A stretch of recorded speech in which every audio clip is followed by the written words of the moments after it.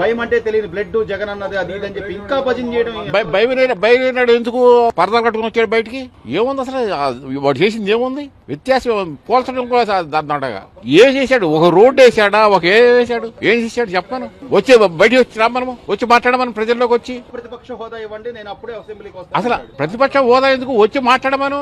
ఎందుకు ఎమ్మెల్యేకి ఉండి మరి బయట కూర్చోడం ఎందుకు? ఇప్పుడు వీళ్ళు మాట్లాడుతున్నారు సార్, అంబటి రాంబాబు పేరుని ఇప్పుడు పేరుని కేసులో ఇరుక్కున్నాడుగా, మరి ఇంకేంటి? కానీ పెళ్ళమే దాక్కుంది, మరి ఇంకేంటి? ఎఫ్ఐఆర్ కూడా పెట్టారు పెళ్ళం మీద. మరి అన్ని అవినీతి చేసి అంత చేసి ఇంకా చంద్రబాబు నాయుడు లేకపోతే కూటమి ప్రభుత్వాన్ని ఎలా అనగలుగుతున్నారంటారు సార్? ఎరగంటే లోపలికి పడేసిన దాకా అట్టానంటారు. అప్పటికి ఇప్పటికి కొంత మార్పు ఉందంటారు. మార్పు అంటే బోల్డ్ మార్పు ఉంది. 99% మార్పు ఉంది. చంద్రబాబు వలన అవందంటూ లేదు, మొత్తం చేస్తాడు. ఈ రోడ్డు చూడండి ఎట్టేసాడు 6 నెలల్లోనే. ఇప్పుడు రోడ్డు వేసుకుంటూ వెళ్తున్నారు కదా, ఎక్కడ రోడ్లు. సో గతానికి ఇప్పటికైతే చాలా తేడా ఉందంటారు. 99% తేడా ఉందండి.